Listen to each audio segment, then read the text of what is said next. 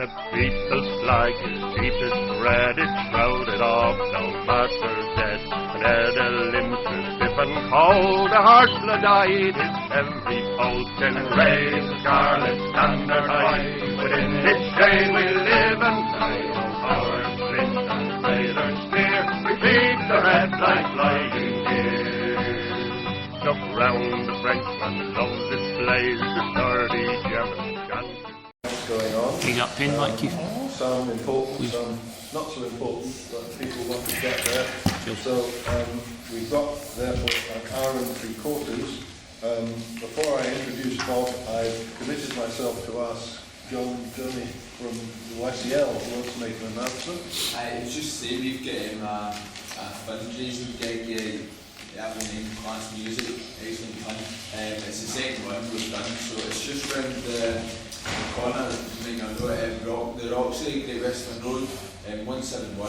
It starts at 8:30, so finishes just in time of this coming out. Our starts just in time of this coming out, so eager if you should make it along. And you don't have to be under 30 to attend, although it might help.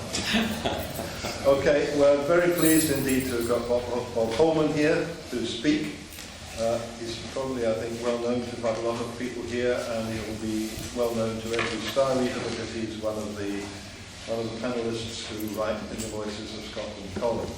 And he's going to talk about resistance to the First World War, and specifically about Keir Hardie's role in it. And Bob has, of course, written a biography of Keir Hardie that's there, among other books that he's written. And he will explain, I think, the significance of Keir Hardie's stand against the war. 100 years ago, there were attempts to resist the war across Europe. Jean Jaurès in France, the leader of the Socialist Party, was attempting in the last 3 weeks of July to organise strikes to stop the war. He was assassinated on the 31st of July. In Germany, Liebknecht and a number of the other left social democrats attempted in the German parliament to put motions forward against the voting of military funds, and they were eventually arrested. In Dublin, Connolly opposed the war, and in Russia, the Bolsheviks in the Duma, of course, opposed the war. So there was resistance, but it was not successful. And in Scotland, the leader of the resistance, I think it's fair to say that, across Britain, because of course he was a West Ham MP at that time, the leader of the resistance inside the Labour Party was Keir Hardie. There were others in Scotland, and Glasgow was of course a main centre of the resistance. People like Wheatley and the Catholic Socialists, and those in the BSP and John Maclean. But at a British level, it was Keir Hardie who led the resistance, and Bob. Thank you. Thanks for inviting me. In old age, I'm getting a bit hard of hearing, so when it comes to questions, do shout at me. I think many of you know that Keir Hardie was born in 1856 in abject poverty. By the age of 8, he was working in Glasgow in the shipbuilders. By the age of 12, he was a coal miner. He probably had no schooling. His mother did teach him to read, certainly. So he was like thousands of others. Yet this man was to become one of the great Labour socialist leaders, and a man who always opposed war. And in this talk, I shall need to give his life to put into context his opposition, not just to war, but to violence. All that background, yet he became a trade union activist, a trade union official, the main founder probably of the Labour Party. He saw the Labour Party established, he campaigned against the war, yet tragically in 1915, probably broken-hearted, he died in sorrow. There were two main influences, I think, on his political development. One was Christianity. I've held in my hand a piece of paper on which he wrote in 1878 these words. He was 22 at the time. Brought up an atheist, converted to Christianity in 1878. We don't know how, we don't know where, but he was converted. Soon after, he married Lily Wilson, and they made their home in Cumnock, where they were very active in the local Congregational church, which still stands, it's still active today. He was not always going to be a regular churchgoer, but he was always going to be a Christian. And if you read his talks and his speeches, it is amazing how often he quotes from the life of Christ to justify his stand against war and against violence. He pointed out that Jesus forbade killing. Jesus never used force. He never backed to war. And Keir Hardie's opposition to violence was not just against war, it was also against revolutionary violence, which made him part with some others at the time. He was in favour of revolution, but democratic revolution. The second influence, of course, was socialism. It's not certain whether he ever read Marx. Certainly he read about Marx, and he read socialist books, but I'm not sure if he actually studied Marx in the original. He loved Robbie Burns. He could sing, he could quote Burns endlessly. I think it was because he saw that Burns was on the side of the poor. Burns was on the side of the poor, and he identified with that. Also, I think, I'm not sure how to explain this, but he was a kind of natural socialist. And that in his life, all the time he saw suffering and he saw poverty and he wanted to do something about it. He was looking for a creed and he found that in socialism. By the 1880s anyway, he was certainly a socialist. And he wrote, "Socialism is not a system of economics. I am a socialist because socialism means fraternity founded on justice. And in order to secure this, it is necessary to transfer land and capital from private to public ownership." He regarded all people as of equal worth. And I think you can sum up his socialism in two words, the objectives in two words: equality and peace. Equality and peace. Of course, there was no Labour Party when he was young, and like many miners, he really backed the Liberal Party. About 1887, he realised that wealthy Liberal MPs would never do much for working people, and that working people needed their own party if they were to get anywhere. So backed by miners, with no money, he stood in a by-election in Mid-Lanark. And I love the last words of his manifesto. "I ask you, therefore, to return to Parliament a man of yourselves who, being poor, can feel for the poor." He lost. Not surprising. But very quickly after that, he organised a meeting here in Glasgow, which led to the formation of the Scottish Labour Party, which became before the British Labour Party. And that Scottish Labour Party, amongst other things, called for free education, the abolition of the House of Lords, and nationalisation of land, minerals and railways. We haven't even got that yet, but that was his programme. With a growing reputation as a speaker, he stood in the general election of 1892 for West Ham South, As a supporter of West Ham United, I'm very fond, very glad that he stood in West Ham, because he never became an MP in Scotland. He was in East London and then Wales. He gained a sensational victory over the sitting Tory. Soon he was in the Commons, not many liked him, and he became known as the MP for the unemployed, because the Commons had never really discussed any help for the unemployed before then. A year later, he was chair of the meeting which formed the Independent Labour Party, the ILP.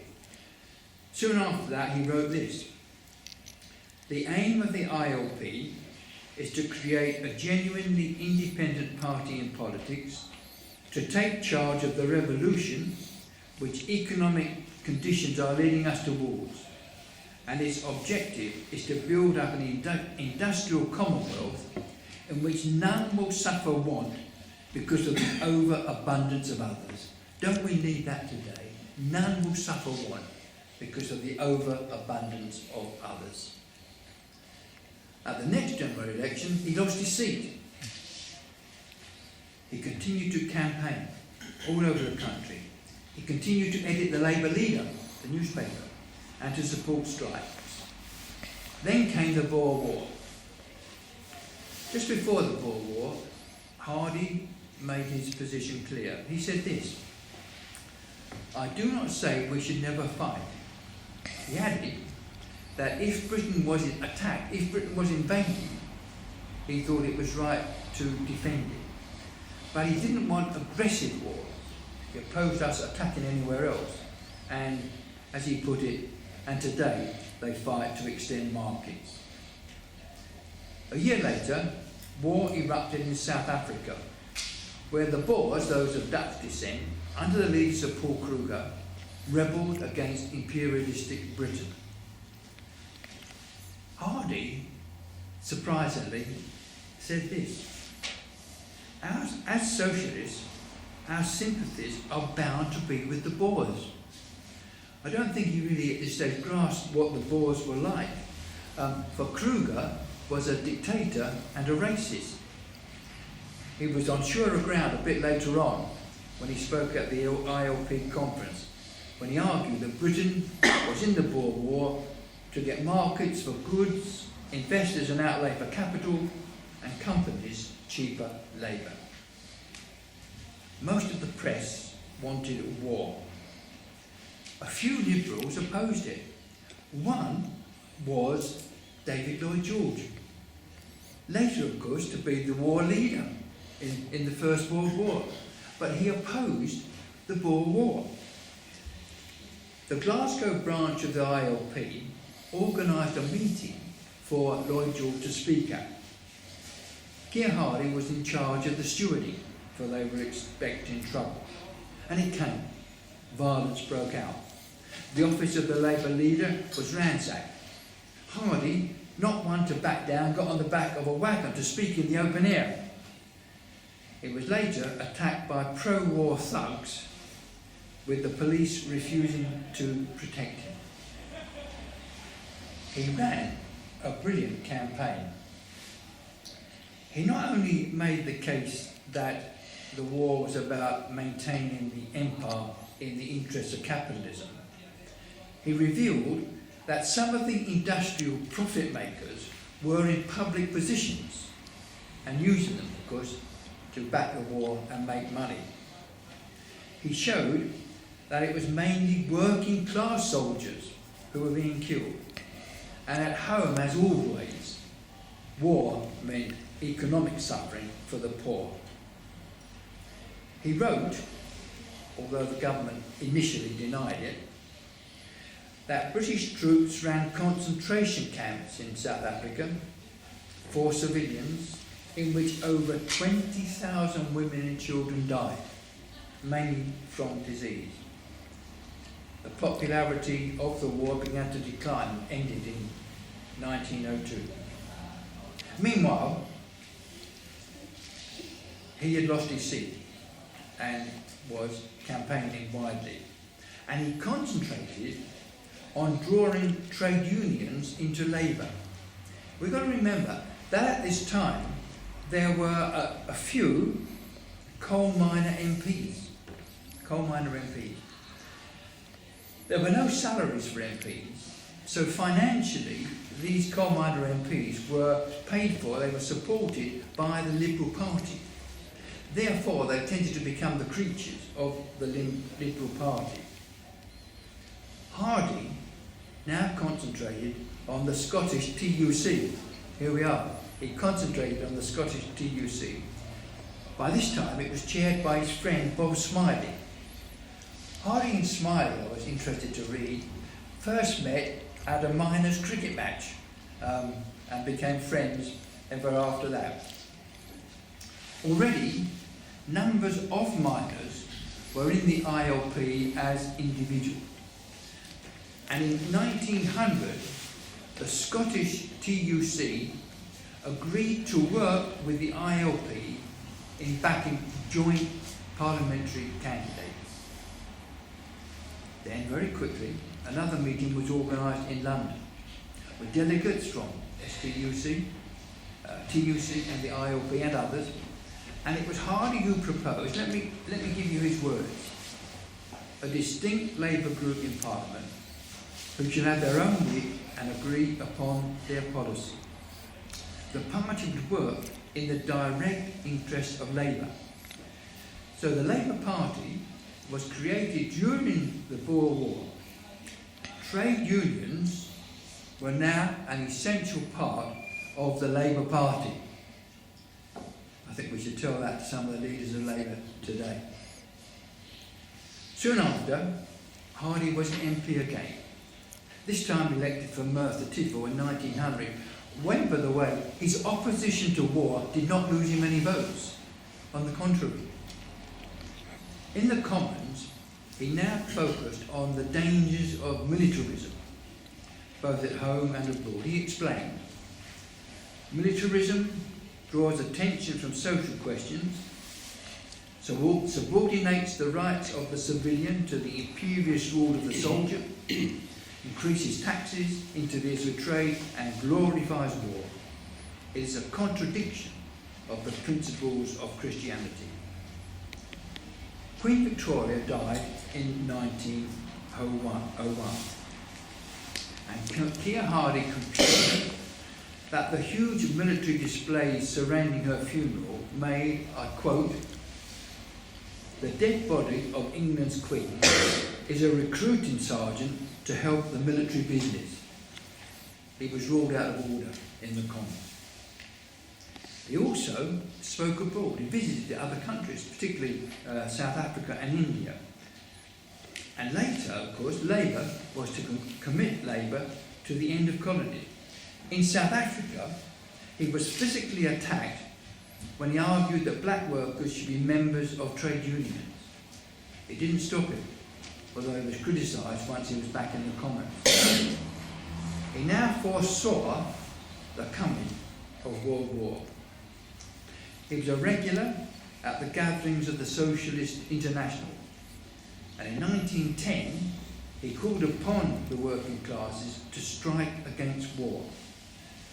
He argued, though, that war would come because nations would fight to gain colonies, because an arms race, a naval one as far as Britain was concerned, but an army one over the rest of Europe, must end in war, because nations had made secret treaties to join each other in wars, and because the prospect of war meant millions of pounds for armament, uniform and vehicle manufacturers. He was right. War came. With war near, he spoke at an anti-war rally in Trafalgar Square, August the 2nd, 1914. When introduced, he had to wait minutes before the cheering subsided and allowed him to speak. Amongst other things, he shouted this: "You have no quarrel with Germany. We are told international treaties compel us. Who made these? The people had no voice in them." The next day, the Commons debated the possibility of war, with Hardie stating that Britain had no quarrel with any of the likely enemies, and that war, he always said this, that war inevitably made things worse for the poor. But even as he sang, even as he spoke, a number of Labour MPs sang the national anthem to display their disagreement with him. The next day, World War I was declared. To Hardie's dismay, the trade unions did not strike. Numbers of Labour MPs, a growing number, supported the government, but not the ILP. The press in general rejoiced that Germany would be destroyed, and a mass pro-war hysteria followed. He spoke soon after this, on August the 6th. He spoke at a meeting in his constituency at Aberdeen. It was packed with Tories. He was jeered and attacked. He walked head upright to the house where he was staying. Once inside, crowds surrounded the house calling out, "Turn the Hun out!" It was a start of the constant abuse he and other peace campaigners would suffer in the street, aimed not only at him, but also at his family. A long-term supporter of the women's movement, he was shocked when Emmeline Pankhurst not only became a zealous supporter of the war, but in the Suffragette Journal published a cartoon of the Kaiser giving money to Hardie with the lines, "Also the Nobel Prize, though tardy, I now confer on Keir Hardie." No wonder he said, "I understand what Christ suffered in Gethsemane, as well as any man living." He refused to retreat. In October, he was back in his constituency, where he received a good reception. In the Commons, he called for peace negotiations and was shouted down as a coward who refused to be quiet, by now suffering ill health. Then on November the 8th came a strange, contentious issue. He had been accused in the press of trying to prevent young men from enlisting. Then, in print, he denied this, saying he would help anyone wanted to join up. He added that there had been no need for the war, but now we had to see it through.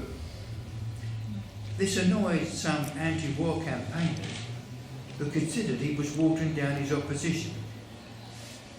But Fenner Brockway, who had been inspired by Hardie to become a conscientious objector, said that Hardie just had compassion for those who were enlisting. Though he's working class people, he wouldn't turn entirely against them. Certainly, despite a stroke, which was much more serious than anything else he'd had, he continued to show his opposition. He gave consistent encouragement to Emrys Hughes as he became a conscientious objector, because later married Hardie's daughter. He was one of the few to reveal the Christmas truce between British troops and German troops, which the government tried to hide. He showed again in the Commons how working class people were suffering at home, with widows not getting their proper allowances, and he fumed against the fact that school children were being taken from school and made to work on the farms to replace men who'd gone into the forces. They missed out on their education. Of course, those in public schools were not removed from their schools. His last major event was an ILP conference in Norwich. Now, Zeppelin raids, we forget sometimes there was bombing in the First World War. Zeppelin raids in Norfolk meant there was a blackout in Norwich. The town was full of soldiers. the ILP's opposition to war made it so unpopular that it's, the places which were going to be open to it for the meetings were suddenly withdrawn. They had nowhere to go until the primitive Methodist Church made their schoolrooms available. Hardie was really ill, but apparently he made a major, rousing, uncompromising denunciation of the war, followed by an attack on David Lloyd George, who had become Minister of Munitions at this time and was soon, of course, to lead the war. Thereafter, his health declined rapidly, and he died of pneumonia in Glasgow on the 26th of September 1950. Let's remember it next year, the 100th anniversary. He received no tributes in Parliament, but his funeral in Glasgow, which started in Maryhill, was followed and watched by hundreds of working class people, especially by women, who valued the backing he gave to their women's movement. Hardie left little, he didn't have much money to leave, and his funeral expenses were paid by the ILP. Many meetings were held to honour him. One here in Glasgow, what was St Andrew's Hall. 5,000 people crowded in, and hundreds were locked out.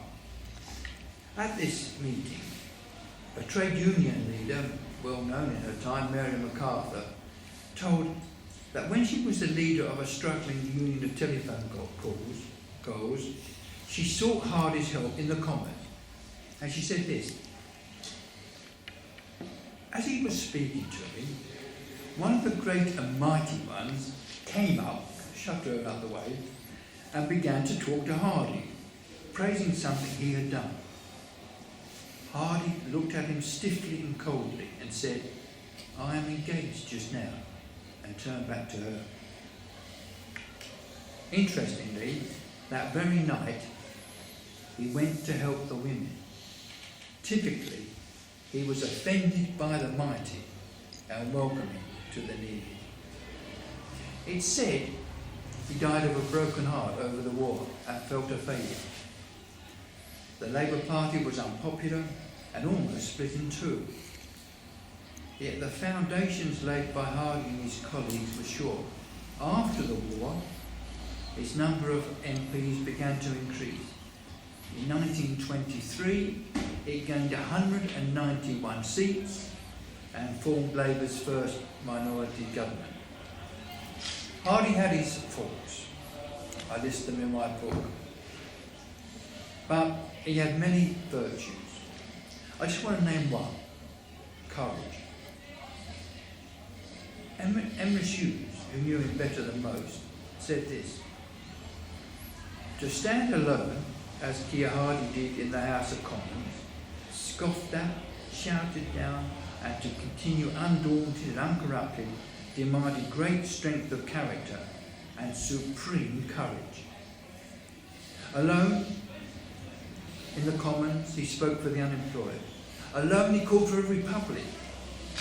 It took courage to side with women protesters.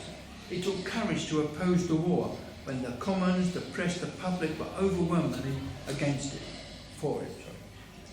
He believed in socialism, and nothing but death would stop him. We need MPs like him today. Obviously, Hardie was just one of many who opposed Britain's part in the war.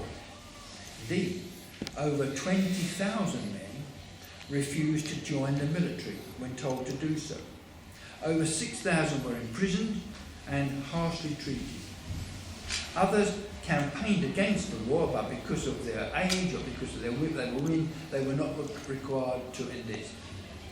Glasgow had a high number, probably more than most cities, I would think, who opposed the war.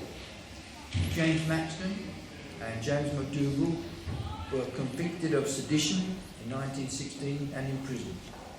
John McLean was a pacifist and Marxist, sentenced to 1 year and later 5 years. Willie Gallagher and John Muir strongly opposed the Munitions of War Act, which forbade engineers leaving their jobs in munition factories and were also imprisoned.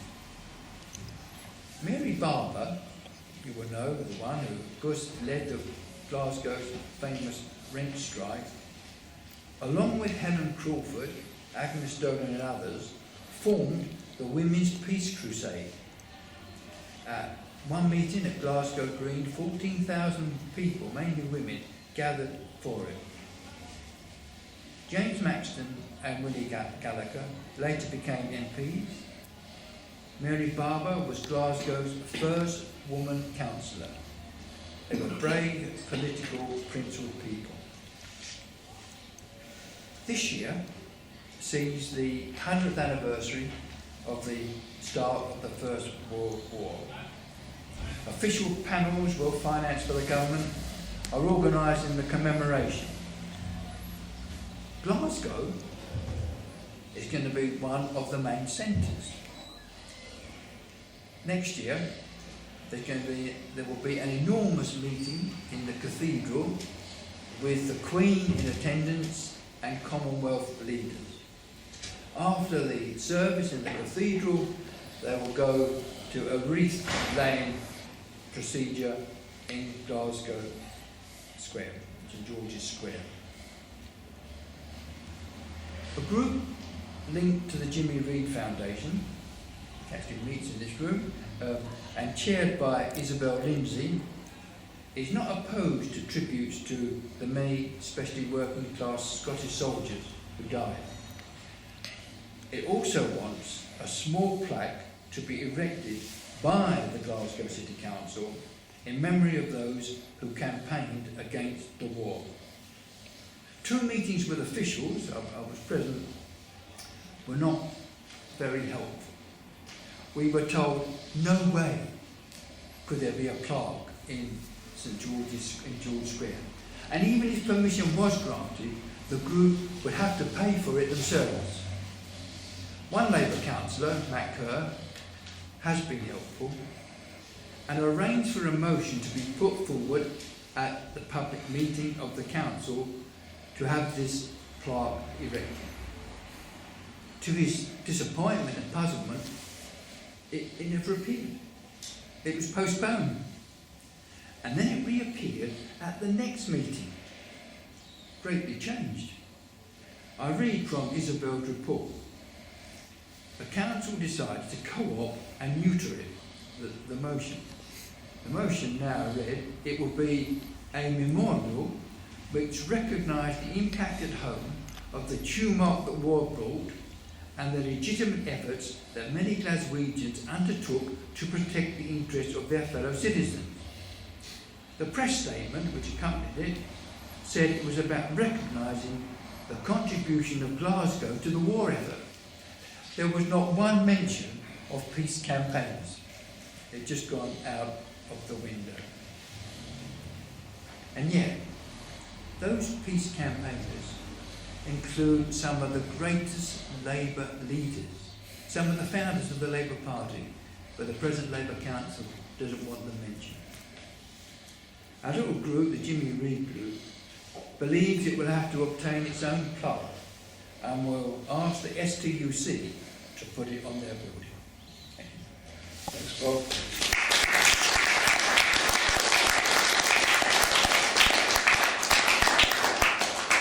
We've ended it on a very contemporary note because we've still got lots of wars going on across the world as we speak. But let's get some questions. Who's going to be first?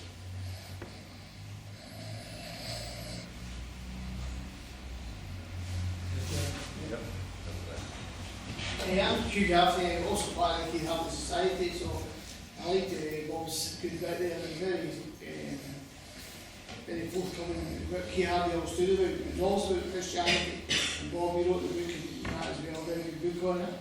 But Bob, that's just the thing that you mentioned there about Glasgow, not recognising that Hardie and all these peacekeepers.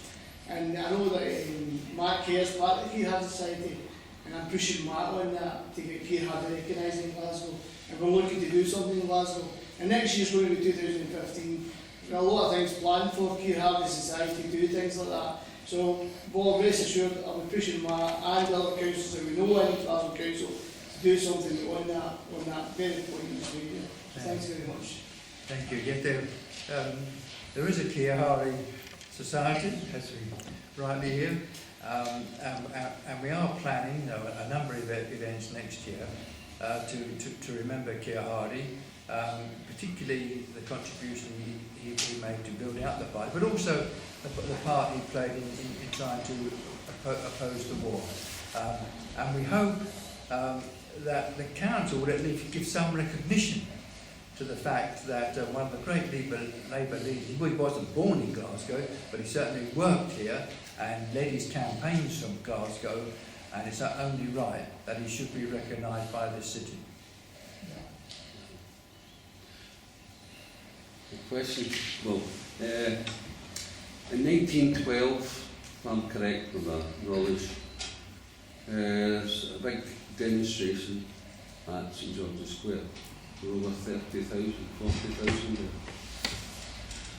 And Mr Churchill was the Home Secretary at the time. He wanted, he'd seen what's going on in Russia and throughout Europe at the time, democratic socialist societies coming up, and he was panicking.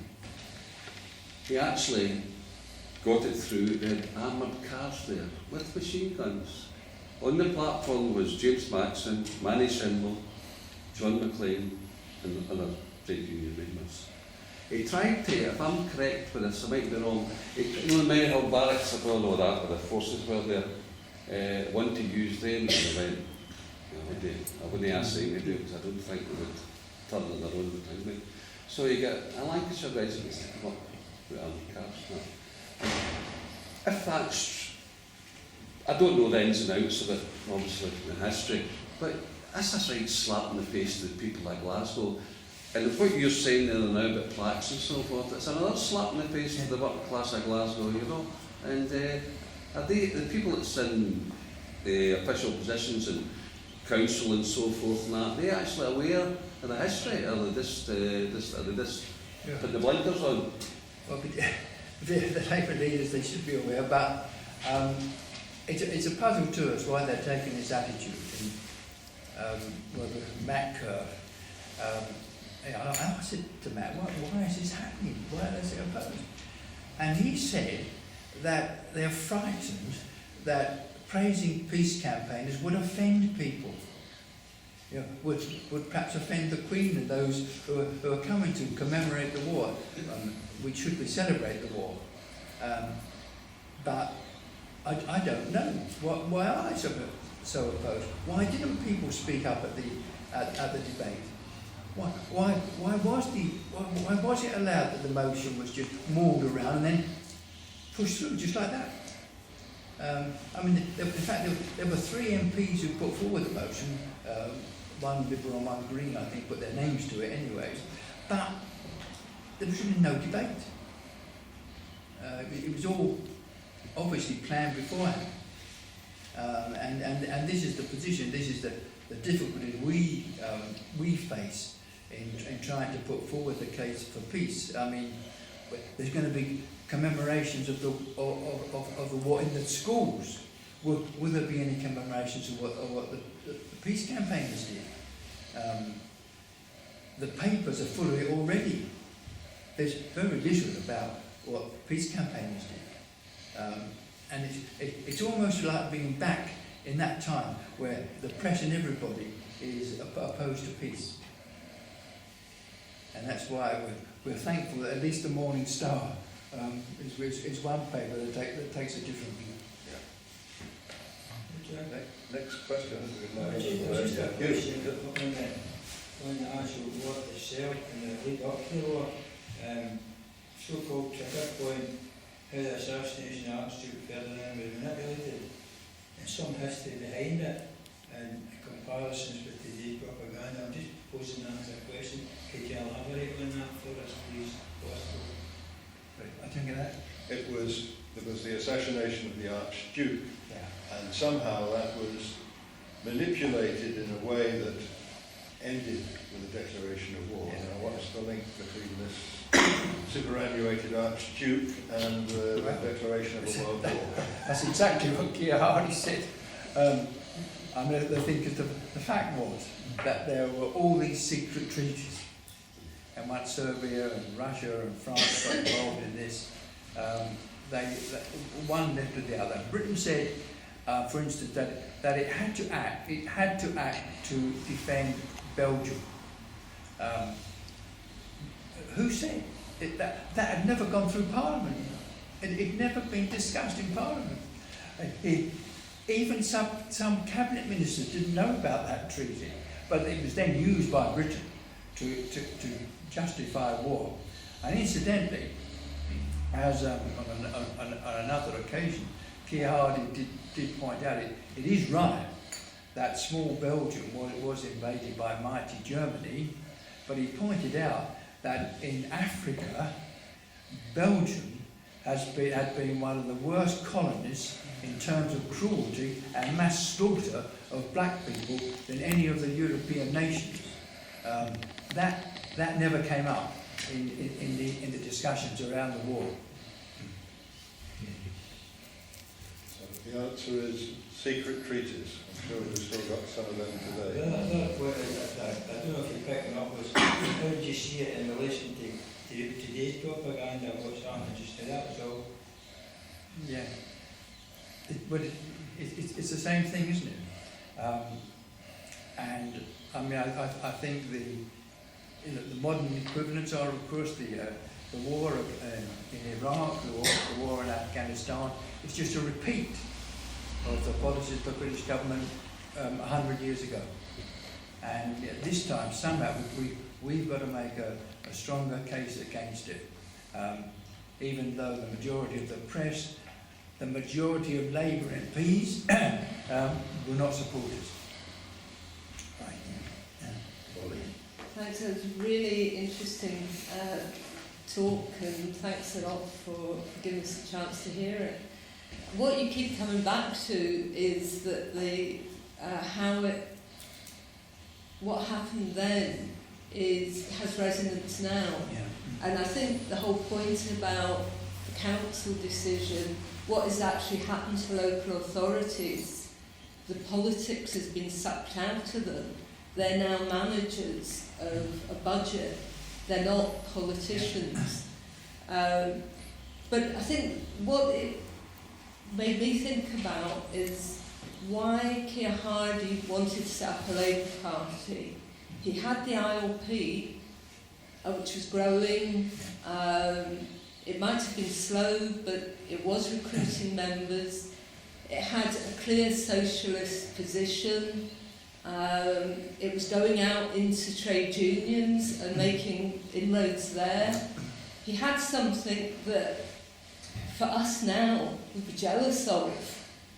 A socialist party with roots into the working class. But he didn't think it was enough.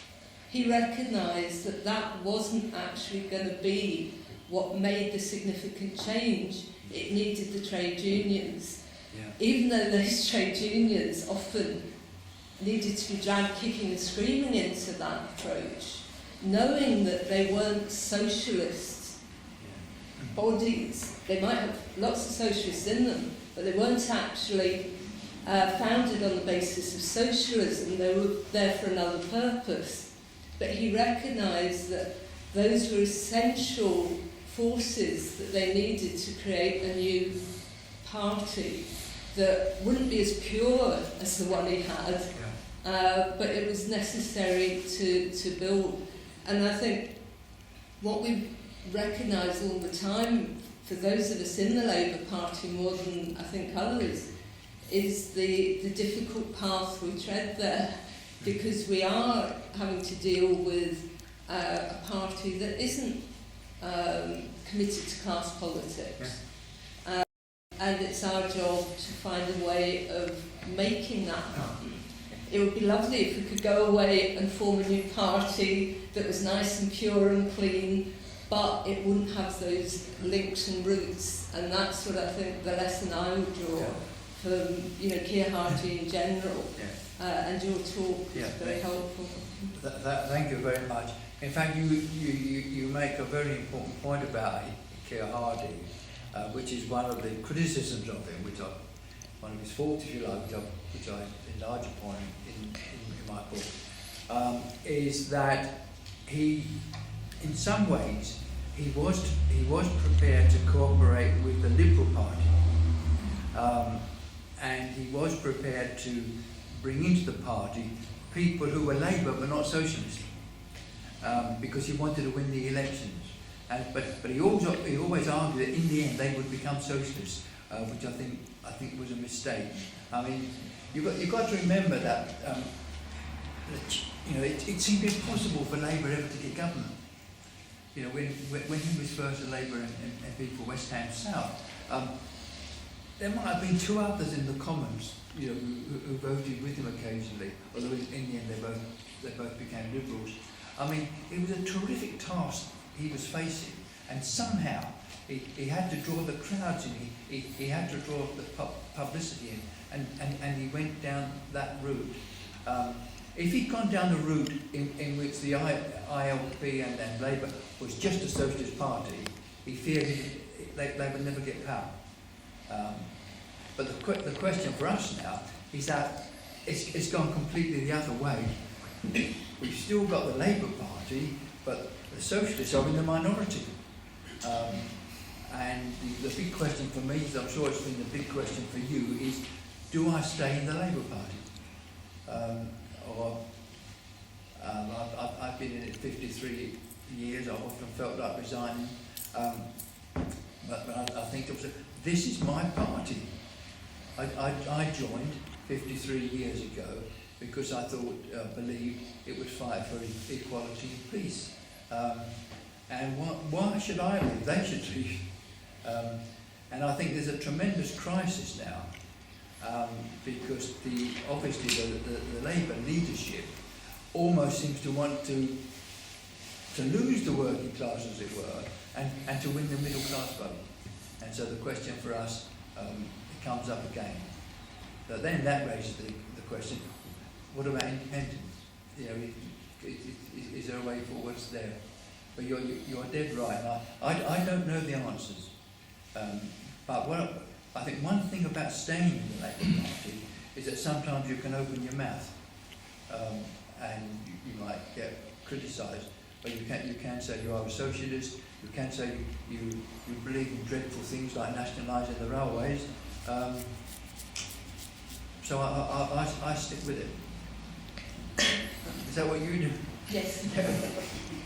And the other point you made right at the beginning, I think, is very important. We mustn't forget that. Is the state of local authority Labour parties. I mean, they're in a dreadful position. They haven't had their funds cut very, very deeply. But I long for them to stand up and actually speak for what Labour is about. Not be, as you used the word managerial. I think that's a very good word. But having been a social worker, a welfare worker, in many years ago, there was a time when I think some of the social service leaders were socialist, and they believed that Labour Party principles believed that we have to have the best for children. Now they're managers. I mean, there was a time when the Strathclyde director of social services, social work, Fred Edwards, you may remember Fred, he gave money and food to miners' wives during the strike. And Margaret Thatcher was down on him, and wanted him to pay it himself. But we don't seem to have people like that today. And you can move from one local authority department to another local authority department just because you're a manager. These are the things we've got to tackle. But I'm always comforted for the fact that history seems to go in circles. Let's hope for the next circle. Sorry, Ben. Over there, because you haven't spoken.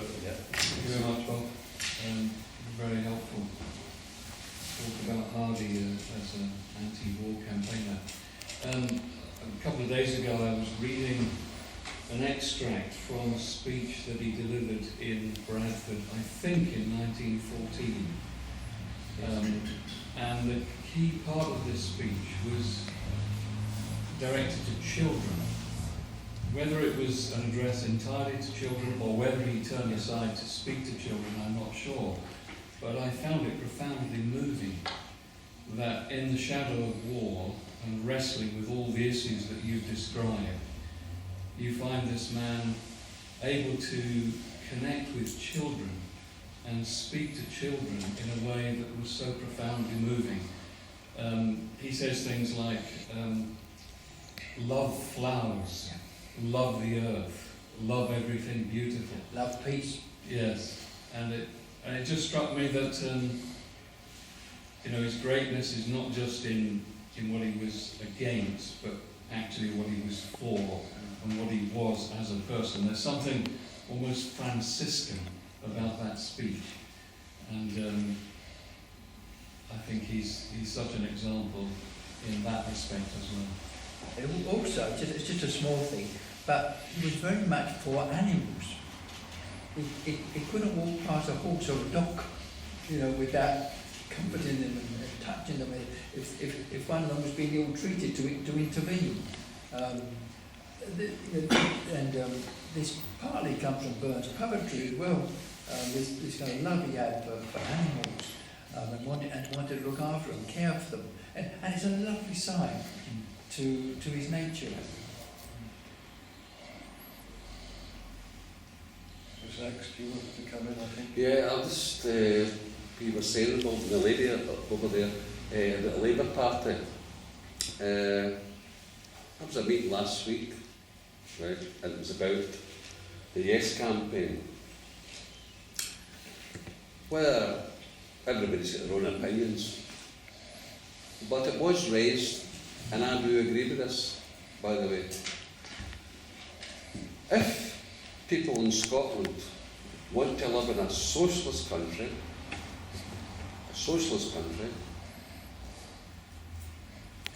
they would need to vote yes.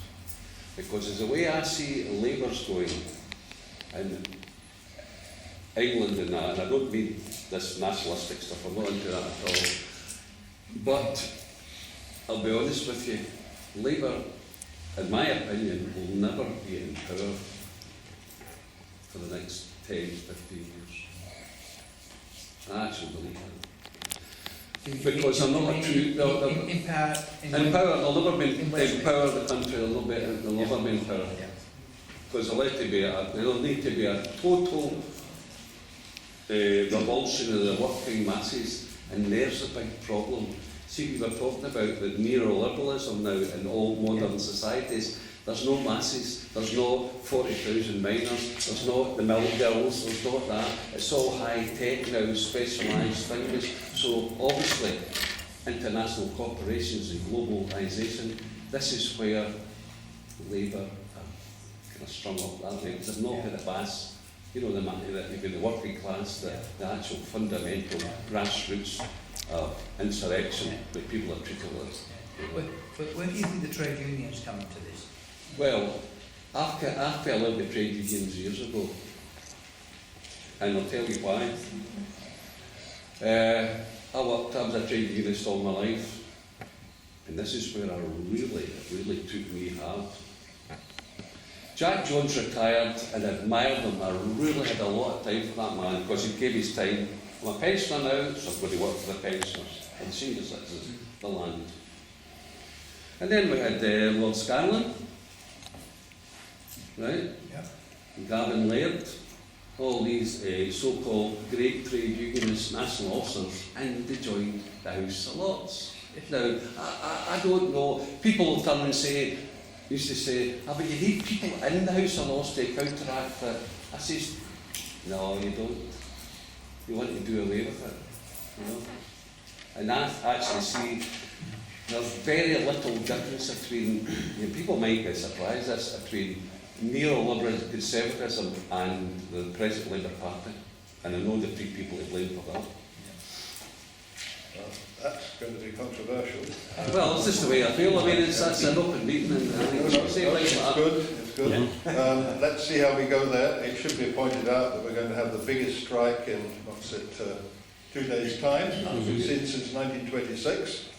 2 million people coming out. But anyway, let's get some people coming in. Just one thing. I never mentioned you, Stanley, and Gavin later the same day, please. Oh, that's short. Not everybody will know the significance of that, but I think some do. I saw Stephen Lowe and then I saw Keith.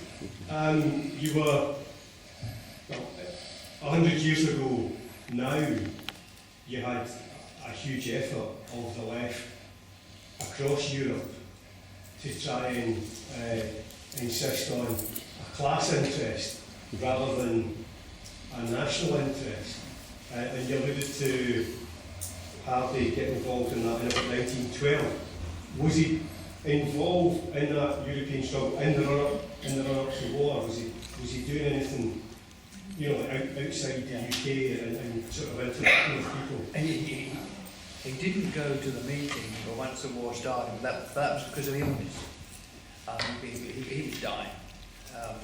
But you've got to remember that. And he was really heartbroken by the failure of his call for a strike.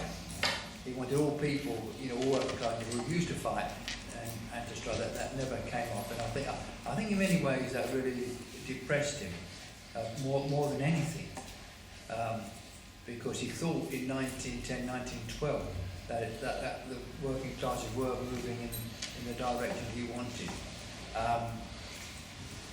But it wasn't, but the question now is, what do we do?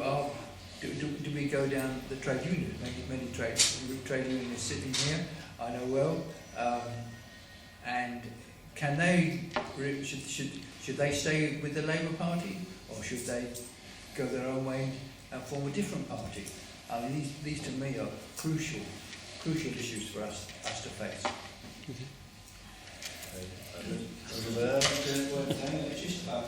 Sorry, Keith, you were going to be next. You can carry on.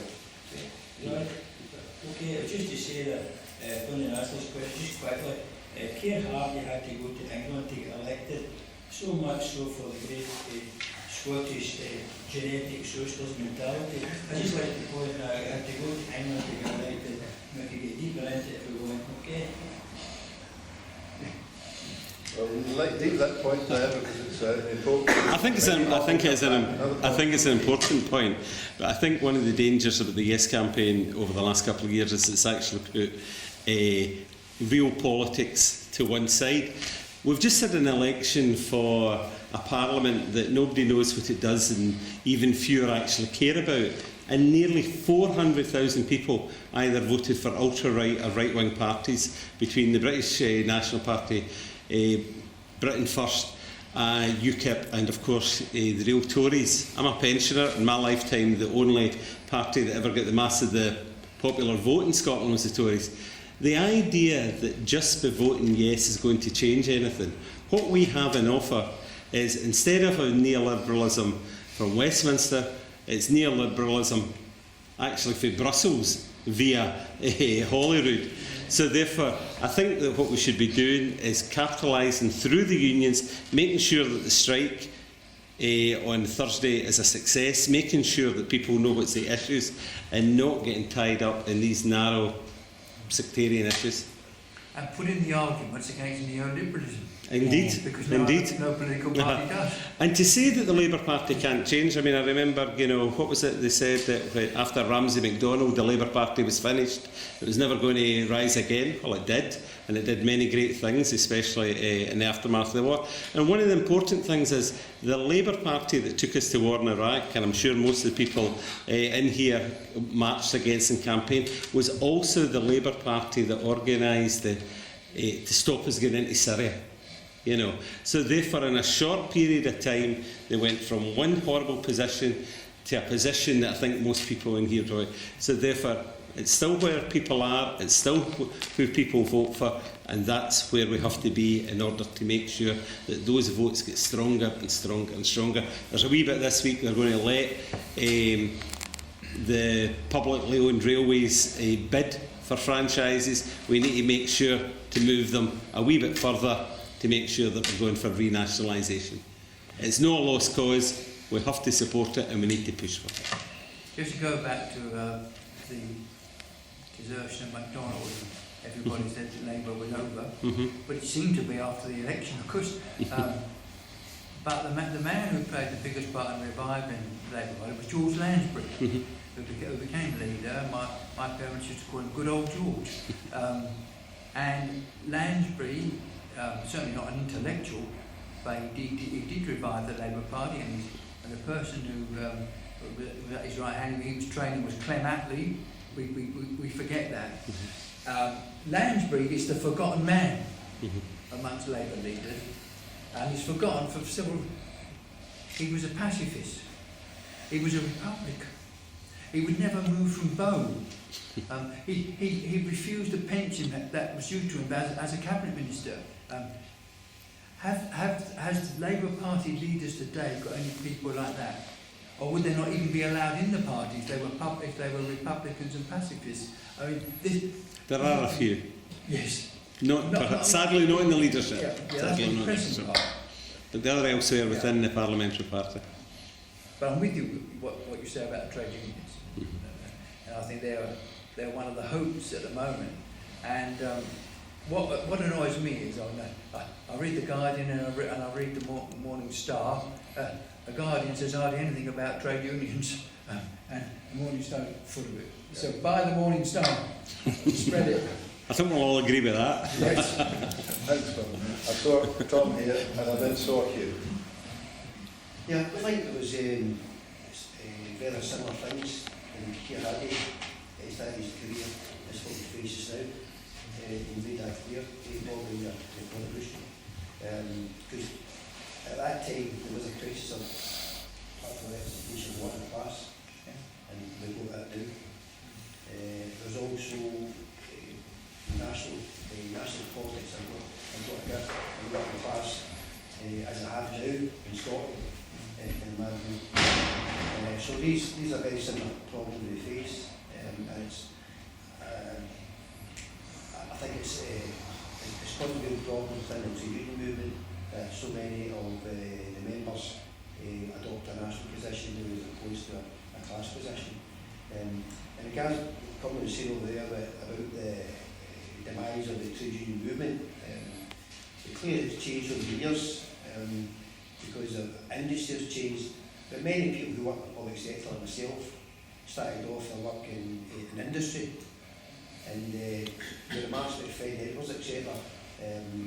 With some of the dirty individuals I had to negotiate in private industry, they're just as bad as in the public sector.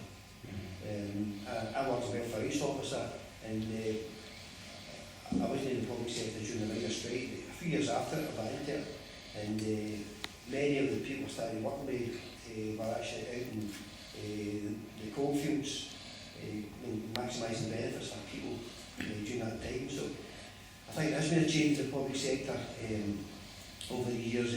Certainly the manager just as bad as in the private sector, I think. But I don't think we should lose heart, because reference was made to the massive strike on the 10th of July. My understanding is this could be big as, well, the only one that would be bigger would be the 26th Chairman strike. So there's massive potential there. And I mean, I'm an activist in Unison. The Unison is full of people who cut their teeth in trade union movement and industry. But because that industry isn't there anymore, they're now involved in the public sector. So I wouldn't be too pessimistic about the trade union movement because it's moving. Maybe there's the demise of heavy industry, because there's a lot of politics in the public sector, and you just want to work at the grassroots to move it further down. Just to say on this, that Keir Hardie always supported strikes. Some in the Labour Party, Snowden, certainly a strong Labour, and MacDonald, argued that supporting strikes lost you votes. In fact, that was not true. And I think that the leaders of the Labour Party today were a fear that strikes will lose us votes. I don't think that necessarily follows. And there are more and more people now who are not trade union members, but certainly their real wages are dropping. You know, we have food markets. We've got to remember that a high number of people going to food markets are actually working, and they're low paid. In Easter House a lot. We're meeting people. Last week with a woman on £56 a week, and this is growing.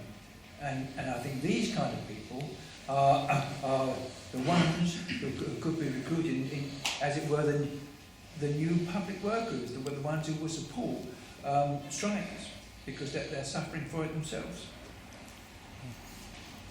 Hugh. Yeah, just to venture off the couple of things Stephen mentioned before, have to travel to the Commonwealth, because the first travel was to get them better, because we started thinking, oh well, and he found that travelling helped them, and that's when he started realising that it was worker against worker.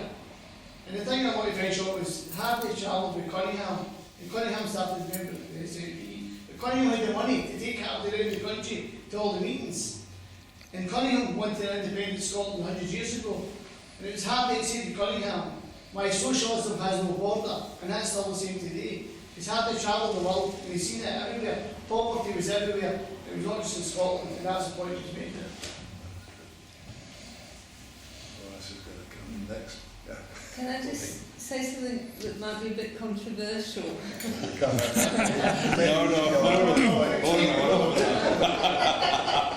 And that's about pacifism in the movement. It's not about independence, funnily enough. Having known the IOP when I was young, where I met somebody who was at the Bradford meeting that the guy referred to there for the children. I've met many IOPers that had been around during the Second World War and had been conscientious objectors and had gone to jail.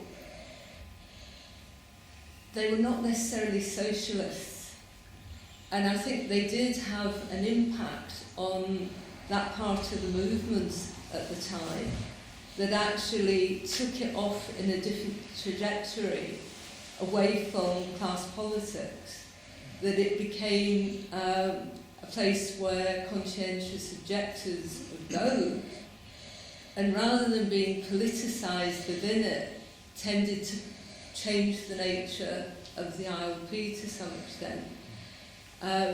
Maxon was not a pacifist. Maxon was a conscientious objector for the Second World War, and many people in the IOP would have supported interventions into Spain as individuals, but also to call on Britain and France to intervene. They were not pacifists per se, and as you say, Keir Hardie had stated that there might be times when to take up arms would be necessary. He wouldn't have used it in the class struggle, but might have used it elsewhere. But I think that pacifism did become sort of synonymous with being in the ILP in particular, even though that was the only issue that they probably agreed on. And I met people when I was in the ILP who lived lives that were by no means socialist, but had stayed in the ILP because that's what they joined in 1939, 40, 41.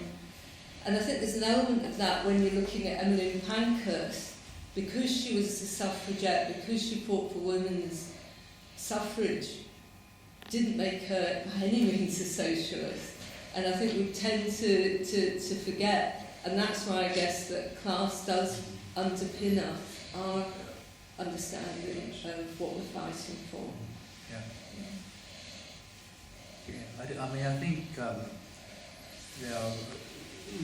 the definition of pacifist differs. Some people define pacifists as those who are under no circumstances would take up arms. There's a broader definition of pacifism It's people who would only take up arms if their country was attacked, but they would never take up arms to attack another country. And I think there are numbers of people in that position today. I mean, I must say myself, being brought up during the London Blitz,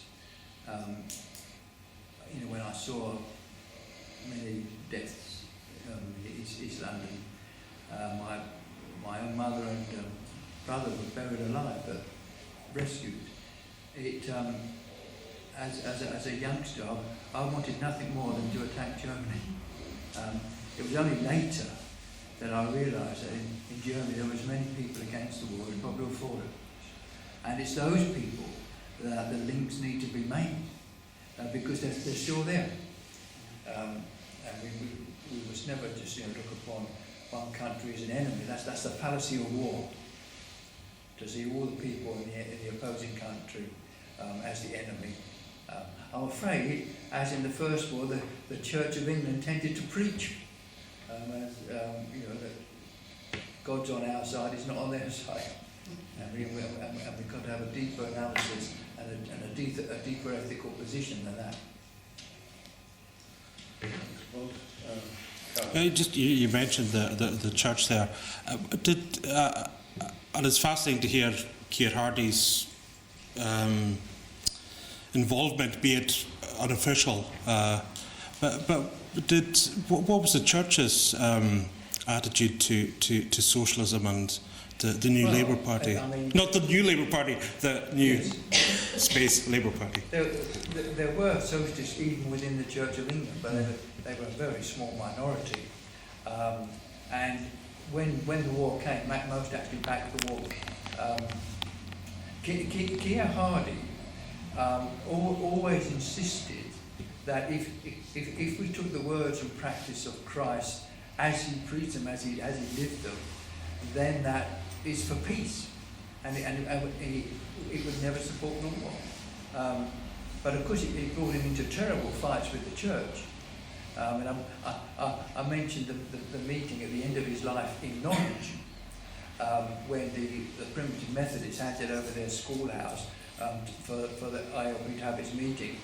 It was subsequently surrounded by Church of England protesters against Hardie and the ILP. So there is this battle within the church. I think today, I'm personally a Christian, I think there are a few heartening signs within the church. In Glasgow, not far from here, there's a man, a preacher who's against war. I think some of the efforts by the church to support food banks. Most food banks are run by church organisations. This doesn't mean this represents all the church, but I think it is a promising sign. David, was gone. David Smith. He could have spoken much more than me, being a clergyman, about the position of the church and war. So that's another residue of hope that I think the Archbishop of Canterbury has been very critical of the Prime Minister. What I would say on that is that my criticism of the church is that it isn't critical of its own rich. Tony Blair is a member of the church, and I think the church should be brave enough to say that the amount of money he has, his huge property portfolio, is not consistent with the teaching of Christ. That's I think where the church has got to be brave enough to stand. Okay. That ends my sermon. Who's next? We've got about another 15 minutes or so, I think. I was interested what you said there, Bob, about the women, the £56 a week, yes. and these are the people who should be organising it. I just wonder how you do that, because how you think you can do that, because it's obvious that trade unions at the moment is maybe a focus, but at one time not too long that was very easily, people, working class people see very easily how we had everything in common. Yeah. Because the people next door worked in exactly the same place as you. Trade unions organised in the community because the jobs were all, and everybody shared the same job with your neighbours, so you were all on the same money. Every problem, every strike, every wage cut affected all of you in the same street. They obviously don't have that anymore. You have the room with 56 billion people living next to somebody that works in a call centre, or someone else who's maybe slightly better off. And how do we get organising in communities again? I mean, people realise that they have the shared interests. I think we know people on very low welfare benefits, they're critical of the government, but they don't vote.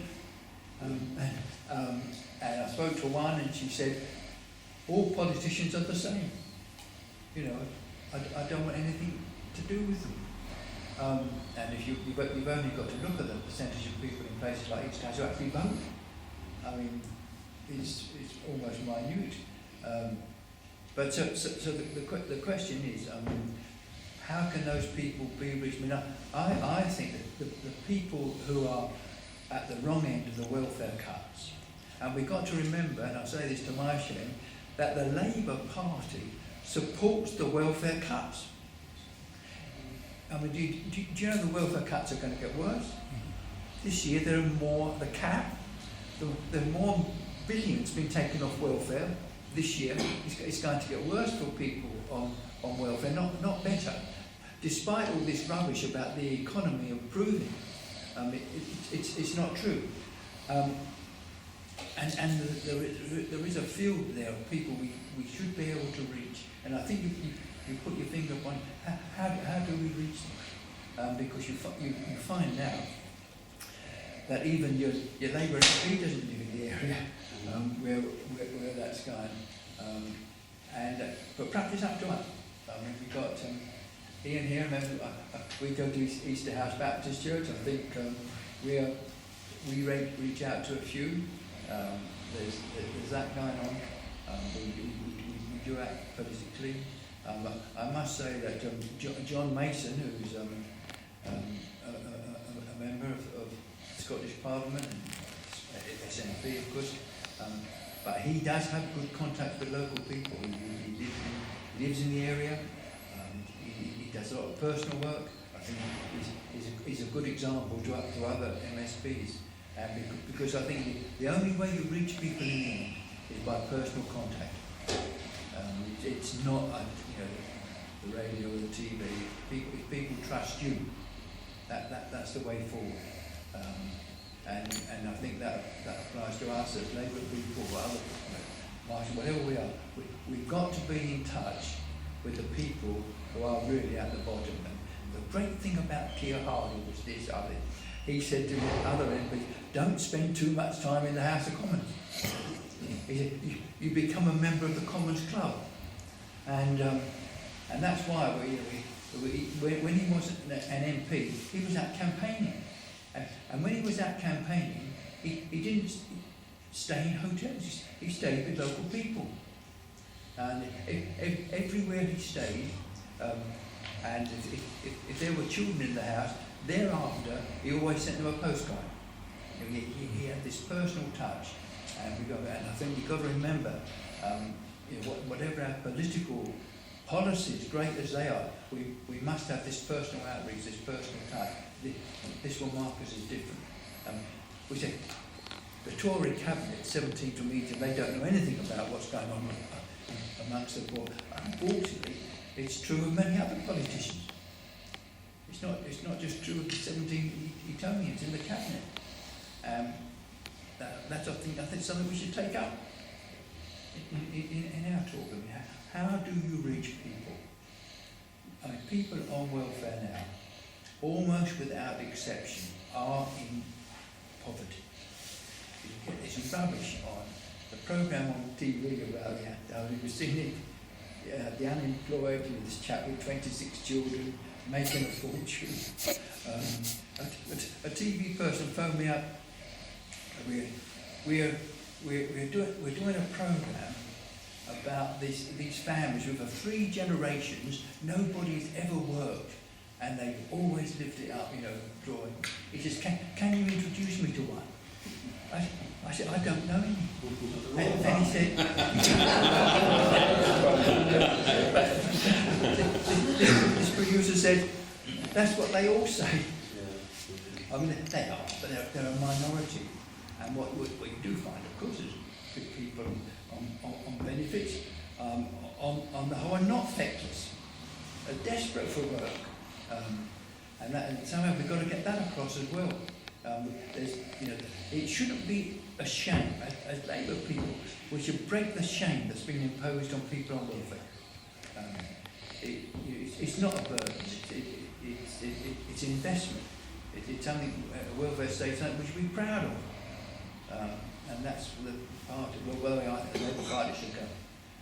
But we seem too frightened of what the Tories say about welfare. Anyway, you're getting me worked up. Who was it who asked that question? Who's next? We've got time for probably another one or two.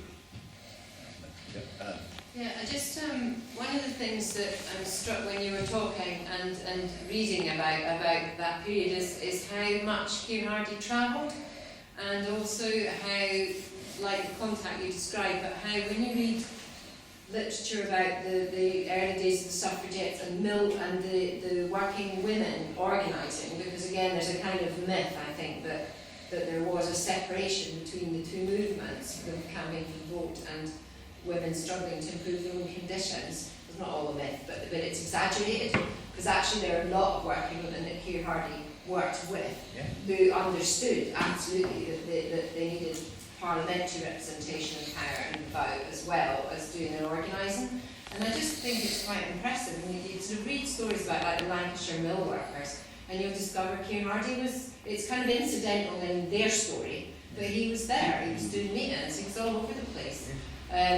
All around Scotland as well, and I don't think, there's a sort of notion that people didn't travel, which is just not true, and that there wasn't that degree of contact that you describe. And you read things about like really, really difficult groups of workers to organise, like farm settlements and the mill workers, and it was possible then, and I think we've become very kind of cautious in the way that we organise as trade unionists as well. I really like what you're saying about how important it is to talk to people, because over-reliance on social media and other means of communication, we're not reaching the people who were being organised and were hard to organise in the beginning of the 1900s, and we're not organising them now. That's not progress. Okay. Keir Hardie campaigned, I would say preached, almost every weekend, sometimes 2 or 3 times. And often he walked, because there weren't buses or coaches at the beginnings of a rail system. But he might walk 10 miles to take a small meeting. Such was his drive. But having taken a small meeting, thereafter he had 6 people who would die for him. That was his impact. I mean, he was unusual. His charisma, his fighting spirit, not always easy to get on with, I should add. But he did have a tremendous impact on people. I mean, Fenner Brockway, later of course became well-known Labour MP. He was a Liberal journalist when he interviewed Hardie to do a critical article on him, and he walked out a socialist. That could be the impact of Keir Hardie on a person.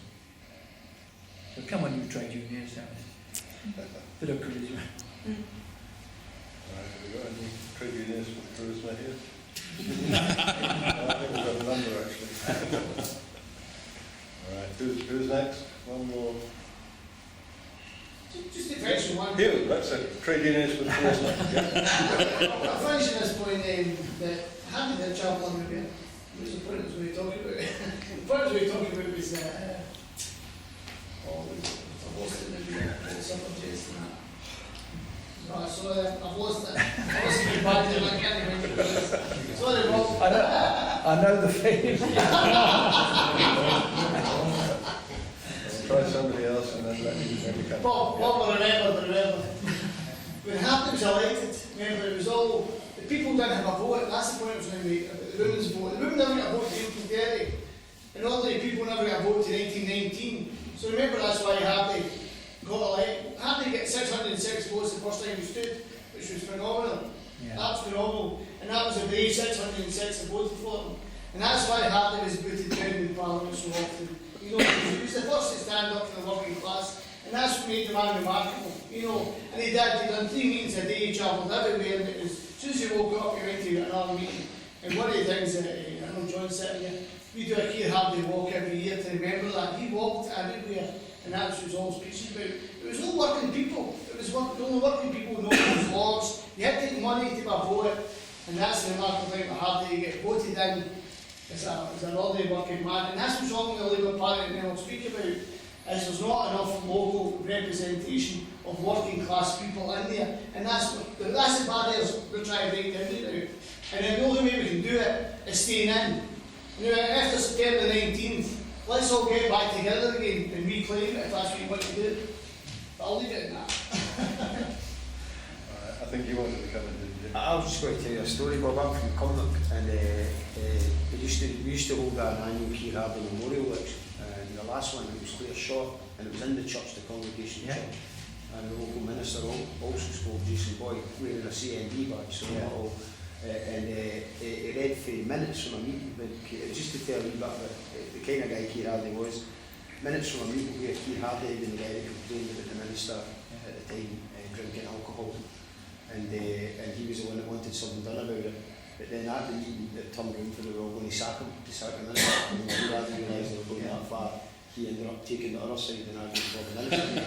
Actually walking out that church up to the Baptist church in the Bat Hill, just when it was going and joining them instead, in a protest of sacking the minister who had been reported by Keir Hardie in the first place. In that case, Hardie was a very strong TT, a very anti-drink, but he defended the drinker in that case. I thought it was lovely. Yeah, but that minister, the congregation, is he still there? He's not. It's Jason Boyd. I think he went back. He's Canadian. I've tried to contact him. Yeah. So I don't know the minister. Anybody? Any last question, or we'll ask Bob to sum up if you'd like to sum up. Thank you very much for all your contributions. I mean, for me, I think we've got this strike coming. Let's talk about the present. In some ways, I now look upon the trade unions as the movement who can put forward views that represent working class people, and we must speak up in favour of the strike and write into the Guardian if there's not enough support for it. Because they're the ones who don't get it over. And just one last thing, somebody who mentioned the House of Lords. Somebody mentioned we've still got the House of Lords. Hardie campaigned against it from his very first meeting. So it's undemocratic. It's too powerful. It's a waste of money, but it's not an issue, and it should be. Ask you to give a round of applause.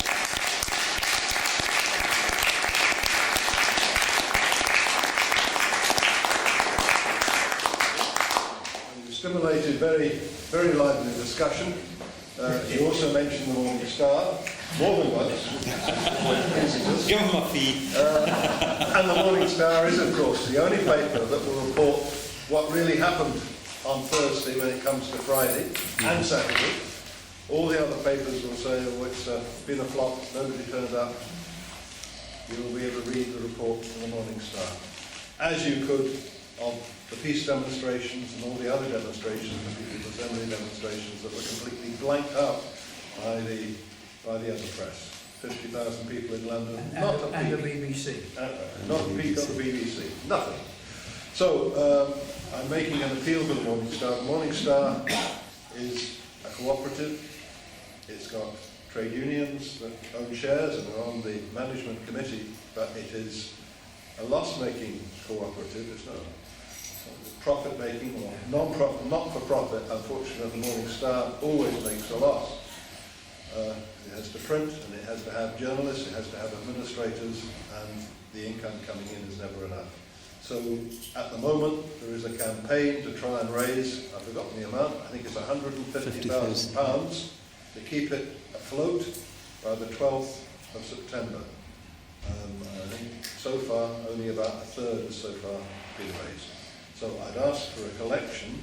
I'd also say that there will be in this building on the 2nd of August, and it's being organised by Keith Stoddart sitting over there, a social to raise funds with a whole number of well-known artists taking part, and we hope everybody will, who can, come along to that. There are small leaflets there, we'll get some better ones done. That's just got some of the artists who will be at it. We'll have a bigger leaflet because we'll have more artists, we'll need more space. But if people could also spread the word about that. Okay. If you buy Keir Hardie for £10, it goes to the Morning Star. Oh, that's okay. Very generous. So if people could put maybe money on the table if they want to leave something for the collection, and if they could take up those leaflets as well, it would be much appreciated. So thank you very much, Bob. Thank you.